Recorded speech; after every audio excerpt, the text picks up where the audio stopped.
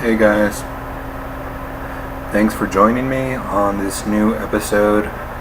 Starting now, I will make a channel where I will probably be drinking and smoking and talking about something that is relevant and try to make a blog out of it. And sorry for not having any clips, copyright infringements, and I'm lazy like this film. Enough about me. Why should you not watch this movie? That's the question. Why should you pay money to watch this movie? First of all, answer is you should not pay money for it. The message is not great. And finally, it's sort of encouraging just bad filmmaking. You should not support this film just because it has a female lead.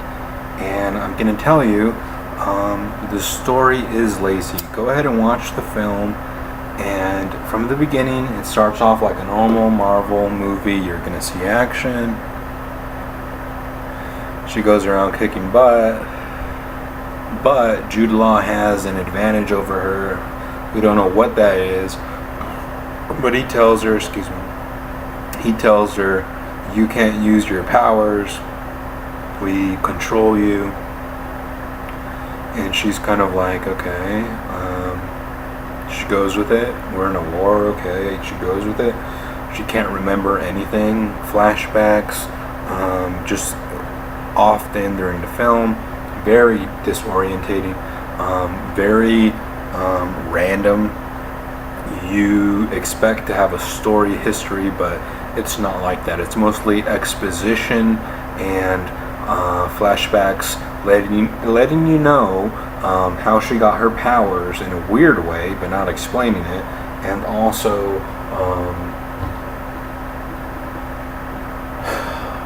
the villain was very bad. Jude Law eventually is outed as a bad guy. She sees the manipulation that they've been doing. Finally, now she takes the disc out of her neck. Out of the whole time she could have done that. Like, wouldn't the first question be to your mind, take the disc out of your head and then ask questions? Like, if you woke up and you had a disc in your neck and someone was training you to be a weapon, and they didn't let you use your main power, and you couldn't remember anything, wouldn't you be suspicious at least? But no, she goes with it for the longest time, through the whole movie. At the end, she fights Jude Law, who basically has magic gloves, who move matter in space and can shock her and shoot lasers. It has nothing. There's no threat to her ever during the whole film, other than she had a Matrix-like revelation. She takes off the thing and breaks out of her programming while she's in the Matrix, and she breaks out of it and she kicks everyone's ass. End of movie. Go home. 3 minutes. Okay. Second, the message was not great. We can talk about the message in the comments. Let's discuss. What's the message? Well, she gets a lot of unwanted male attention. Maybe not untrue for attractive female, but when you're in the military and you get hazed by every guy, and you don't include any women who haze you, which I assume there are other women officers who, if they're hazing you, would also be involved, but this is all men. And if you're in the military, tell me your experience, because I've been in the military and I've seen that all women get a PT advantage, and that they don't have to do the same level of physical activity, and they get a lot of medical related easy duty light task jobs. And sexist or not, I think that's a truism, and they don't get hazed any more than men. My point is, they get hazed less. So I've been in the military. I think I have a good case in point for that. Let me know if that's your experience. Otherwise, she's also getting catcalled by guys in the street, which is weird because her best friends are female, with exception of Nick Fury, and a cat, and we don't know the gender of the cat, and that's really her only friendship. Otherwise, her experiences with all men have been catcalling or physical, emotional, verbal abuse, which I think is sad. If you're gonna teach women how to be a superhero, you don't put the men as enemies. What is the message exactly? That all men are threats? I mean, is that being realistic, or is that a good message you want to teach to your daughter? You want to teach her to be strong, but you don't want to teach her to distrust everyone, and especially men. That's almost half of the population. Why would you want to do that to somebody? It's cruel. It's cruel to bring your daughter in there and to show, look, this is how men treat you. If you don't stick up for yourself, they'll brainwash you. They'll put an inhibiting device in you so that you can't express your true power, and you'll always forever be a slave of the war machine for profiteering and enslavement of natural resources and shit. Like, it's a horrible message. What are you gonna get out? Okay, granted, she gets up a lot, and bravo, but it's kind of like in The Matrix, where you just get your ass kicked over and over again, kind of like we saw in Thor as well. And finally you have this sort of like epiphany, where you like break out of the Matrix, you realize your true reality, kind of like in Thor. He becomes his god self, and Neo becomes his Matrix god self, and she becomes her. She could have done it from the beginning though. Like, there's no real adversary unless you're just trying to make it out like she was a victim of what? I mean, she was a fucking Air Force pilot, the first of her kind. Good for her. Like, I mean, but did she struggle with what? She just got really cool powers. They're not explained, and this is the third part.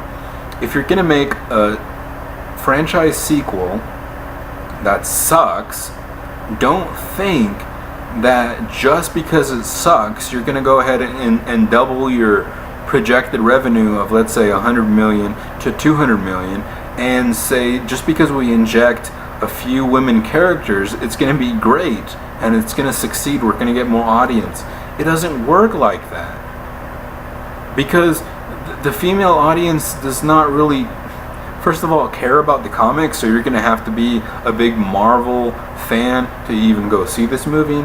And I have talked to and dated and know girls who are into comics, and I know they exist, but it's so much more common for another guy to know about comics, because that's what we really grew up with. So, and when you do something like the Star Wars reboot, a lot of people, I didn't think the Force Awakening was really bad. There was nothing special about it either. It was kind of a lot of heavily based CGI, kind of conservatively, like having interactions on this island, which Luke Skywalker is just being an asshole because he doesn't want to get off the island and do something, and he'd just rather teleport himself mentally to a place than to actually go there and kill himself. It doesn't make sense.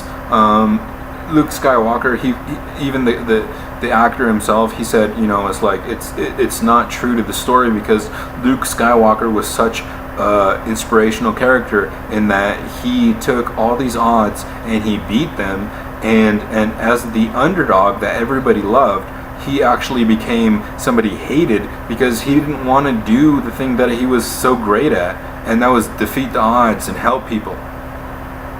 That's the worst part of Star Wars: The Force Awakening. You get a couple good parts. Yoda blows a tree up. He drinks some cow milk from a sea cow. I don't know. It's a weird thing, and he drinks it. There's milk on his face. It's green. It's gross, but there's little things, CGI birds. But that's it. And you might as well just roll Jar Jar Binks right into the fucking film. It's like, people watch it because they're fans of it. They expect to get something good, and then you just revamp something, and instead of bringing Jar Jar Binks, you bring in some fucking little CGI birds that make friends with Chewbacca. It's fucked up. That movie sucked. The film sucked. Okay, final thing.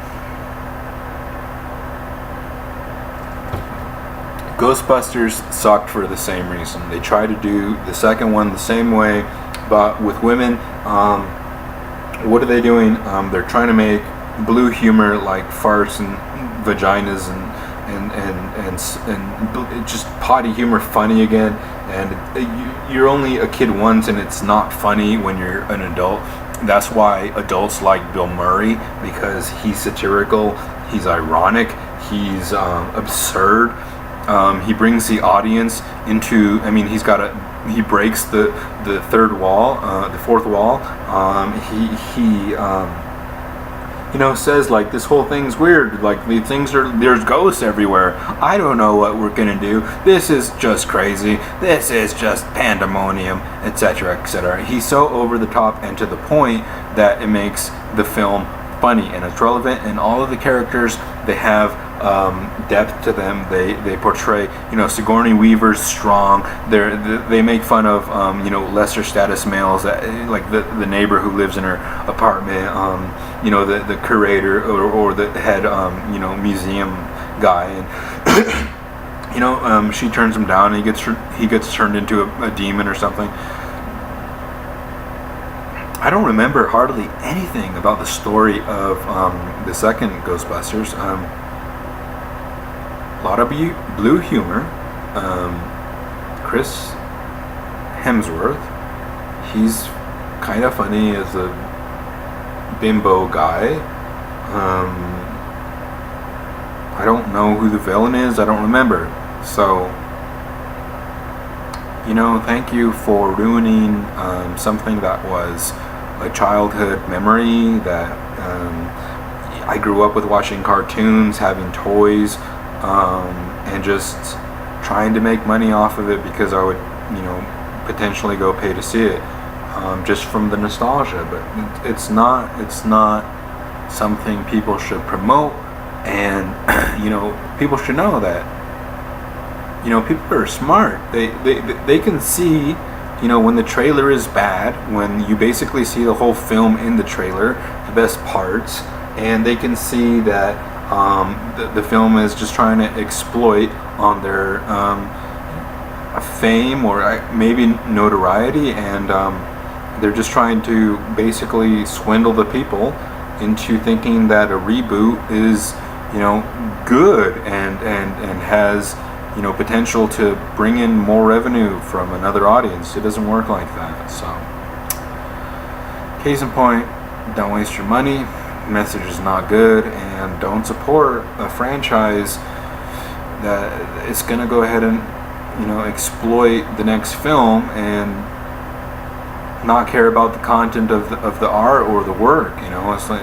It's not fair to the actors, to the audience, the fans, the people who really created and made a good script, and the artists involved. So it's not good art. Don't support it. Thanks for watching. This has been 15 minutes and a review of why Captain Marvel is not a great film. Take care.